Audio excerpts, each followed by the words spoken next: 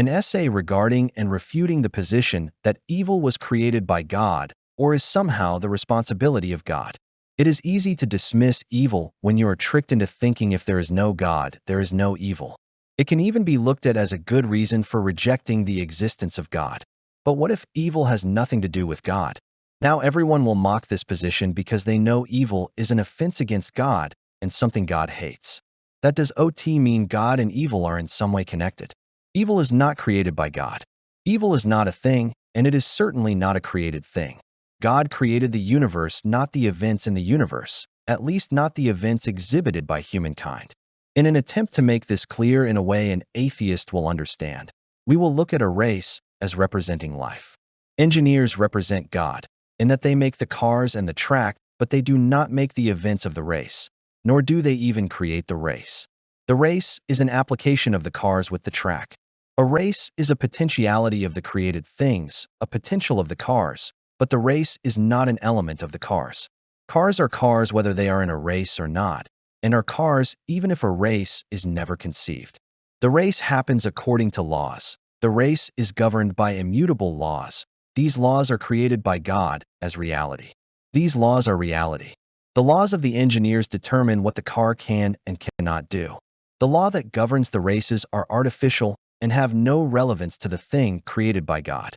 They create an additional layer of order, but are always subjected to the natural law. In reality, we cannot defeat the rules laid down by God. In a race, the driver cannot defeat the laws of inertia. Physical laws are always in effect and immutable, meaning in a contest between man and natural law always wins. Those who live within these laws governing race and reality to the greatest degree will win the race and the at-life. The ones who break the laws of God and engineering will crash and burn, but the laws always prevail, and the purpose of the race to determine who best uses the laws to govern the way they drive is fulfilled regardless of what any driver does. The individual driver cannot change the outcome of the race, which is to find a winner, nor can individuals change the outcome of life, which is to determine who lives according to the will of God. God did not create evil because evil is not a thing, it is the absence of a thing. The engineer did not create the losers of a race, nor did he create the things a race car driver does that costs him the race. God did not create the failure to obey God. Sin is man pitting himself against God. This is tantamount to breaking the rules of the race. Evil is doing this in a systematic and purposeful manner. Regardless of the actions of individual drivers, the race goes on and produces winners. In the race of life, or God's race, the winners are the ones who abided by the rules, or at least tried to. The rules of life simply give people the opportunity to demonstrate the kind of heart they have. Ultimately, we are our own judge and executioner. The person who breaks the laws of inertia in a race crashes and burns and is out of the race. In the race of life, a person cannot just get a new car and continue the race. The race is over for him.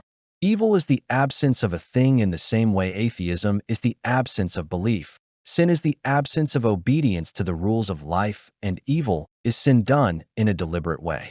So, sin is atheism in that it is tantamount to a denial of God. In this sense, evil people are the missionaries of the Church of Satan. But analogies only go so far. Evil is a rejection of God. Evil does conflict with the laws of God. But there is a line between good and evil, and as true as the arguments are that were made above, such explanations do not give us a very clear picture of evil.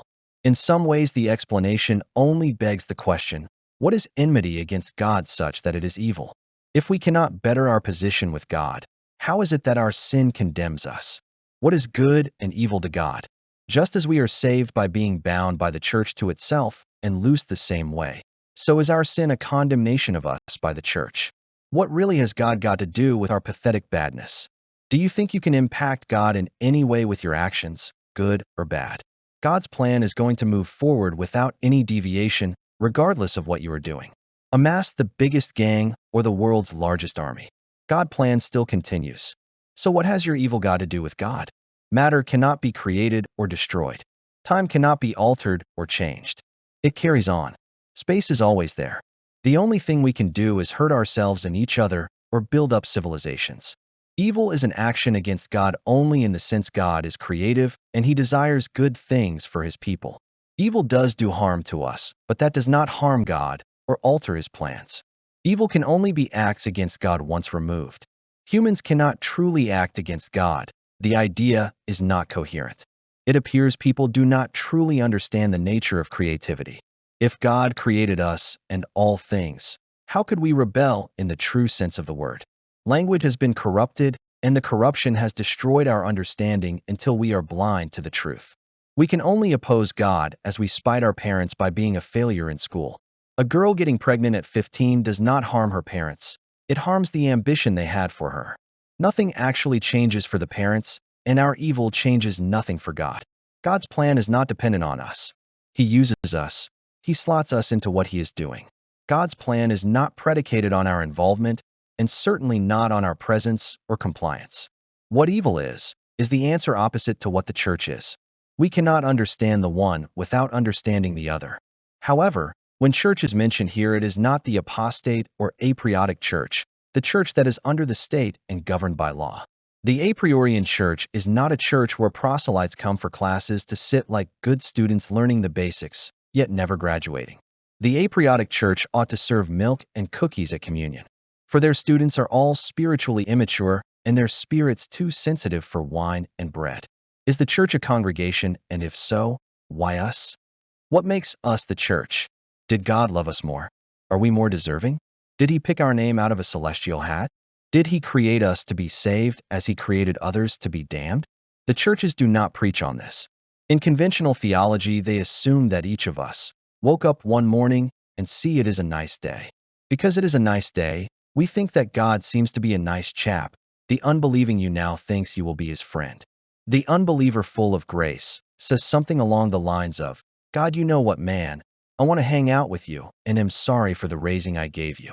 Let's go swimming together and forget the past, okay? God does it all in conventional church theology only means he sits waiting on you to give him the go-ahead. These aprioric churches market a lie to you. They are selling you what they do not own and what they have no right to, the grace of God. How does faith in God change anything when God is omniscient and omnipotent and his plan immutable? We need God's grace to be saved, but we do not get it on our terms or our timeline. But if evil is nothing more than not obeying God and good is doing our best to obey God, then making a change in the direction our life is taking would seem to be enough. But it is not. Christians do not understand this because we are too influenced by the flesh. We think evil does something physical to something good that can be seen and felt. This is why our ideas about evil are portrayed in crass images of murder and war and violence on females.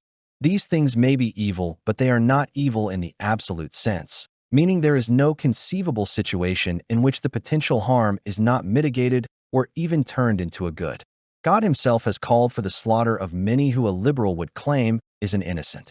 Evil can and is an act against God without any act being actually against God, qua God, or infringing on his sovereignty or plan.